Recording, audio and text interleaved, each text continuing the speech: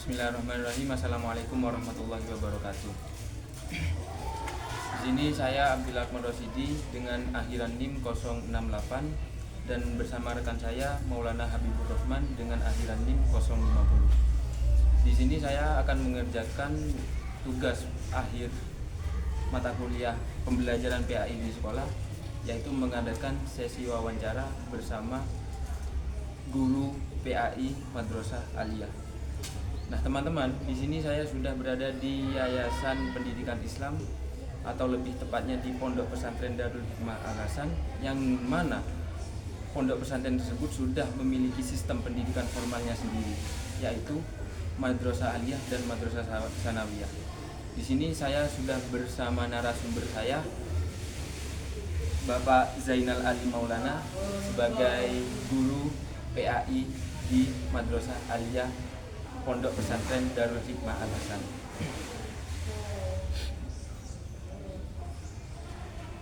Bagaimana kabarnya Bapak? Selamat pagi. Iya, Alhamdulillah. Nah, Bapak, bagaimana pengalaman Bapak mengajar PAI untuk generasi Z di Pondok Pesantren Darul Hikmah Al-Hasan? kalau pengalaman saya selama mengajar di MTS ataupun di MA Al-Hasan, ya alhamdulillah teman-teman Gen Z itu mereka itu suka berdiskusi, mereka itu suka lebih kritis lah daripada generasi-generasi yang sebelumnya. Mereka itu lebih aktif, mereka itu suka bosan ketika guru itu cuma hanya menyampaikan dengan metode drama. Mungkin itu sekedar pengalaman saya. Jadi pada intinya guru itu harus kreatif dan inovatif ketika mengajar teman-teman Gen Z. Jadi supaya mereka nggak cepat bosan. Kalau bosan akhirnya mereka ngomong sendirilah. Ya seperti itu. Nah, Bapak, bagaimana, apa perbedaan paling mencolok antara generasi Z yang sekarang dengan generasi yang sebelumnya? Kalau perbedaan yang paling mencolok adalah tadi nalar kritisnya dari teman-teman Gen Z, yang Gen Z yang sekarang itu lebih kritis daripada generasi-generasi sebelumnya. Namun untuk kalau dari segi kesabaran, lebih sabar teman-teman atau generasi yang sebelumnya. Jadi mereka lebih sabar mendengarkan ceramah gurunya, mereka lebih sabar mencerna materinya. Kalau teman-teman Gen Z karena mungkin sekarang sudah sangat lekat dengan internet, akhirnya mereka informasinya juga lebih banyak yang diperoleh, sehingga mereka itu menuntut lebih kepada gurunya. Harusnya guru saya itu lebih tahu daripada internet, ya, seperti itu. Nah, apa tantangan utama saat mengajar PAI untuk generasi Z sekarang ini? Mungkin tantangan yang paling mencolok terhadap teman-teman untuk mengajar teman-teman Gen Z ialah itu tadi, seorang guru harus lebih kreatif, lebih inovatif terutama daripada siswanya. Jangan sampai siswa itu tahu apa yang mau dilakukan guru. Kalau siswa itu tahu terlebih dahulu apa yang mau dilakukan oleh gurunya, kadang yang mereka juga mental itu perlu dipersiapkan. Jadi siswa itu sering sekali mengkritisi, kalau saya baca di internet itu nggak seperti ini Pak. Nah, itu seperti itu. Dewan guru, seorang guru harus punya jawaban yang bisa menimpali terhadap pertanyaan daripada siswa. Itu tantangan bagi saya pribadi. Jadi ketika mau mengajar di kelas yang sekarang generasi yang sudah Gen Z, saya harus lebih banyak belajar daripada menghadapi generasi-generasi sebelumnya. Untuk masalah strategi atau metode pembelajaran apa yang paling sering Bapak gunakan dalam mengajar PAI? Metode yang paling sering digunakan adalah diskusi, terutama diskusi kita buat kelompok, kita buat analisa. Karena sekarang teman-teman sekarang ini sudah apalagi di sini berbasis pesantren ya, kami itu lebih menekankan terhadap teknologi. Bagaimana kiranya teman-teman atau siswa-siswi di MA itu ketika mereka masuk kampus, mereka sudah bisa menganalisa. Jadi tidak hanya minim dalam hal analisa apalagi mereka sudah sekarang lekat dengan internet, dengan gadget. Kita browsing metode-metode yang dipakai, salah satunya ialah diskusi dan juga metode yang lebih kreatif lah. Kita pakai game, kita pakai quizzes, kita pakai aplikasi-aplikasi yang mana hal itu ya bisa kita pelajari dari Apakah strategi tersebut yang Bapak terapkan itu sudah disesuaikan dengan santri pondok pesantren di sini atau belum, Bapak? Untuk hal itu, alhamdulillah fasilitas di sekolah kami sudah setidaknya ada proyektor di tiap kelas, karena proyektor itu sudah menjadi fasilitas kelas seperti itu. Akhirnya meskipun katanya tadi teman-teman banyak juga yang dari santri, ketika mereka tidak mengetahui perihal internet, mereka minim terhadap literasi internet, namun mereka bisa kami fasilitasi juga untuk belajar terhadap materinya dengan kita bawa ke lab atau kita tampilkan slide-slide yang mana hal itu bisa dicakup oleh teman-teman yang berbasis atau berlatar belakang pesantren. Untuk pertimbangannya Bapak dalam memilih metode tersebut itu apa? Pertimbangan saya sendiri untuk memilih metode itu ya memang teman-teman sekarang itu sangat perlu sekali praktek katanya tadi ya, supaya tidak jenuh katanya tadi. Mereka nggak ngomong sendiri, kalau dewan gurunya itu ngomong terus mereka ngantuk ya. Jadi mereka itu harus dia bawa praktek dan disesuaikan dengan kehidupan nyata mereka. Contoh saya sekarang mengajar mata pelajaran akidah akhlak. Bagaimana materi yang ada di dalam pelajaran itu bisa mengena kita kaitkan dengan kehidupan sehari-hari mereka. Bagaimana dengan kegiatan sehari-hari mereka sehingga mereka lebih mengena, lebih paham terhadap materi yang disampaikan, sehingga juga dilaksanakan praktik, presentasi dan lain sebagainya. Apakah Bapak menggunakan media atau teknologi digital dalam sehari-hari mengajar di pondok pesantren ini? Tentunya ya betul. Saya terutama di MA ya, teman-teman yang MA itu sudah luar biasa, itu kritisnya Masya Allah ya, mereka itu sudah luar biasa kritisnya. Jadi saya juga perlu menyesuaikan terhadap Gen Z dan tadi generasi milenial, Gen Z ya, Gen Z. Kita harus menyesuaikan. Saya sendiri menggunakan TikTok Education ya, mana di dalam video TikTok itu sekarang mereka itu sukanya yang singkat-singkat, reels ya, segitu ya, reels. Nah, kita tuntut mereka juga untuk membuat itu ketika mereka ada di rumah, ketika mereka ada pulang dari sekolah, kita tuntut, kita buat tugas mereka supaya buat video reels yang kekinian, di mana materi-materi tersebut bisa menyatu kepada siswa-siswi seperti itu. TikTok Education, YouTube, Kahoot itu tadi juga quizzes. Nah itu aplikasi-aplikasi digital yang sering saya pakai ketika berada di mengajar di MA. Di antara media yang tadi Bapak sebutkan, apa yang paling sering digunakan di antara media atau platform tersebut? Kalau yang paling sering saya gunakan ialah games itu tadi, quizzes, Kahoot, itu sering itu. Karena ya ketika kita menggunakan itu mereka lebih senang, bahkan ya boleh dibuat kontennya juga mereka lebih suka lah, karena memang mereka Gen Z yang sekarang itu lebih suka terhadap konten-konten yang singkat tapi mengena gitu, langsung kepada intinya. Mereka nggak suka yang bertele-tele, masih ada mukadimah, salam hormat dan lain sebagainya. Itulah mereka. Dengan penggunaan media tersebut, bagaimana respon para siswa dengan penggunaan media tersebut? Apakah lebih antusias? Apakah masih ada yang tidak antusias dengan penggunaan media tersebut? Alhamdulillahnya mereka lebih antusias, karena memang kita melihat latar belakang dewan guru yang sebelum-sebelumnya atau generasi sebelum saya di sini, beliau sudah lumayan sepuh ya, sehingga dengan hadirnya kami di sini yang juga sama-sama masih Gen Z ya, karena Gen Z itu kelahiran 97 sampai 2012 ya. saya sendiri juga masih termasuk Gen Z, hanya mereka itu merasa ada yang baru ini dari guru yang satu. Ya, contohnya ya aplikasi yang mana Dewan Guru sebelumnya mereka itu metodenya diskusi ceramah gitu aja, sehingga mereka ketika disampaikan atau ketika kami menyampaikan dengan aplikasi-aplikasi itu tentunya mereka sangat antusias, tentunya mereka sangat suka. Bahkan ya ketika jam pelajaran sudah habis mereka masih pengen lanjut kuis dan lain sebagainya. Itulah. Nah, menurut Bapak apa saja kebutuhan siswa Gen Z dalam pembelajaran PAI?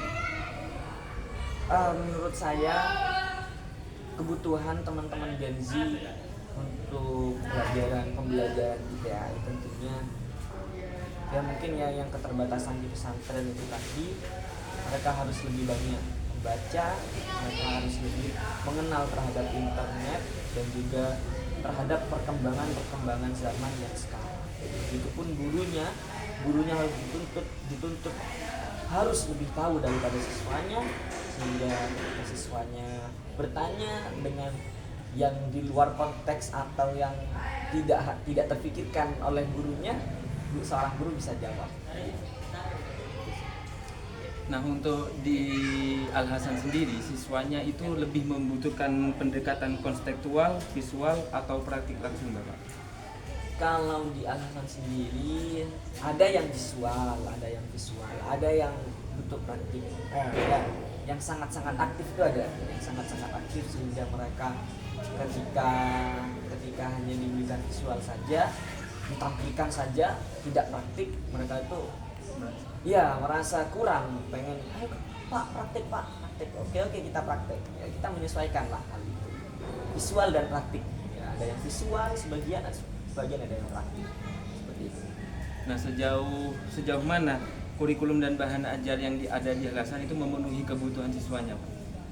Kalau kurikulum dan bahan ajar di Al Hasan ini mungkin bisa saya katakan mungkin ya 80% mungkin ya memenuhi kebutuhan siswa-siswinya. Dari tadi kurikulum sekarang kita pakai kurikulum Merdeka, yang mana kurikulum Merdeka itu memang dituntut supaya siswa itu aktif juga dalam hal itu. Jadi kalau bahan ajarnya saya sementara ini di sekolah kami hanya menggunakan LKS atau buku paket seperti itu. Jadi yang perlu ditingkatkan ialah bahan ajar digital. Nah, katanya tadi siswa-siswa kami itu lebih lekat dengan gadget, dengan internet. Seperti itu. Untuk bagaimana cara Bapak menginternalisasikan nilai-nilai Islam melalui pembelajaran yang Bapak ajarkan? Seperti contoh akidah akhlak, Bapak mengajar akidah akhlak, bagaimana cara Bapak menginternalisasikan ajaran-ajaran Islam? Kalau untuk hal itu, kalau di sekolah kami alhamdulillahnya karena sudah memang tadi ya, karena latar belakang pesantren, karena juga sudah memang siswa-siswinya juga banyak yang santri, sehingga di pelajaran saya pun ketika mengajar akidah akhlak tidak perlu saya jelaskan secara rinci bagaimana akhlak terhadap seorang guru, akhlak terhadap orang tua. Mereka sudah mendapatkan ilmu-ilmu yang mumpuni sebelum mereka masuk ke kelas dari pesantren seperti itu. Jadi nilai-nilai Islam seperti yang mungkin ada beberapa teman-teman siswa-siswa yang dari luar yang tidak mondok, yaitu perlu kita internalisasikan melalui pembelajaran itu tadi. Nah, seberapa efektif metode yang ada di pesantren sangkut pautnya dengan pembelajaran yang di MA?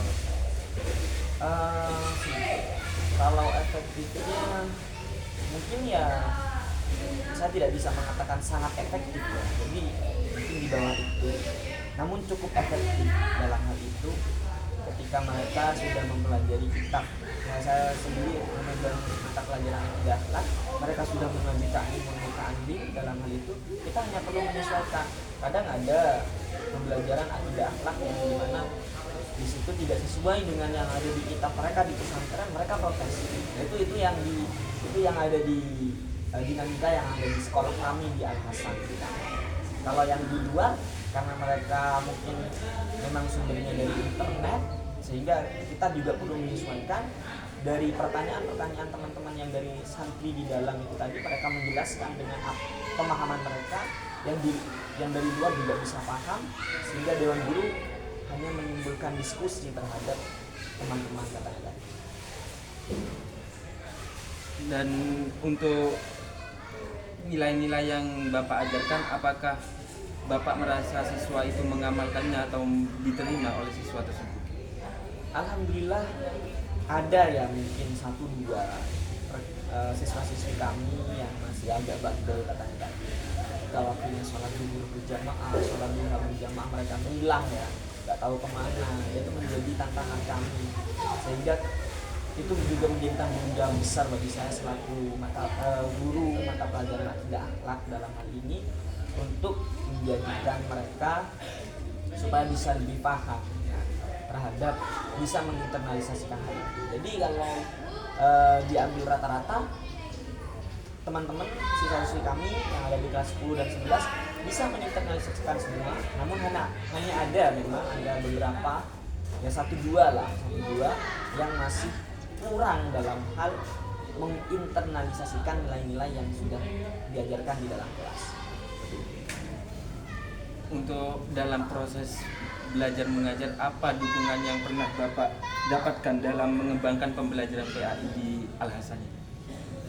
Alhamdulillah dalam hal itu kepala sekolah ataupun ketua yayasan dan juga pengasuh pesantren juga mendukung dalam hal digitalisasi karena tadi madrasah kami, madrasah aliyah terutama. Jadi beliau tidak segan-segan ketika kami meminta jam untuk ekstra, mereka diajarkan terhadap Microsoft dan lain sebagainya, tentang internet terutama yang dari pesantren kita bawa ke lab, laboratorium pesantren, laboratorium komputer.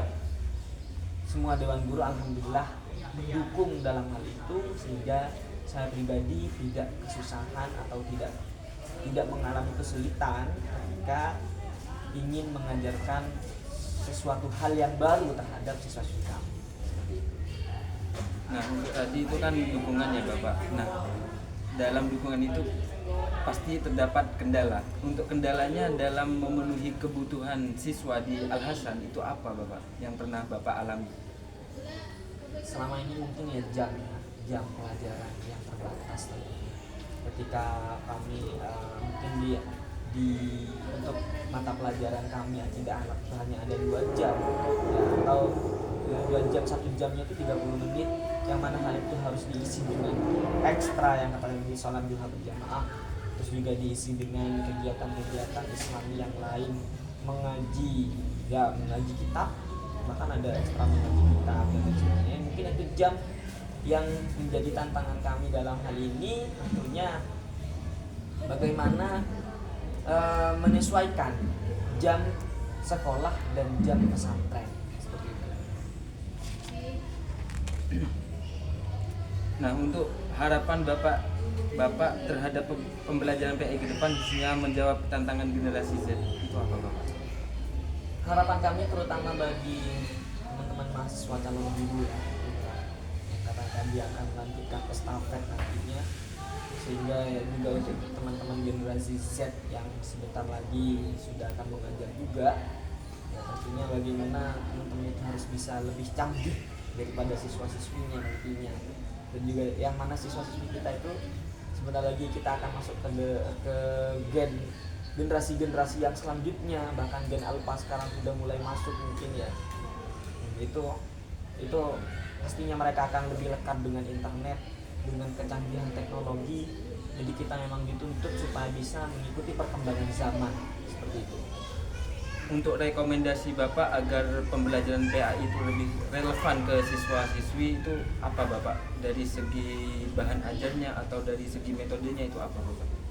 Mungkin dalam hal itu rekomendasi dari saya, yakni kata tadi teman-teman itu harus juga berkolaborasi dengan instansi atau mahasiswa-mahasiswa yang lain seperti mahasiswa IT, yang mana mereka bisa menciptakan aplikasi Jadi rekomendasi saya untuk teman-teman yang sekarang, terutama saya juga sedang mempelajari hal itu, bagaimana ketika kita itu bukan hanya menjadi konsumen terhadap aplikasi, namun kita juga bisa menjadi seorang yang menciptakan sebuah aplikasi yang baru kepada, atau digitalisasi yang baru untuk siswa-siswi kita, ya, sehingga mereka lebih bisa mengena dalam hal itu. Ini aplikasi yang Bapak ciptakan loh, bagus nggak? Jadi kita juga bisa mengevaluasi, dan juga kita juga bisa mengevaluasi terhadap aplikasi itu, dan juga memperbarui sesuai dengan keinginan atau kebutuhan daripada siswa-siswi. Jadi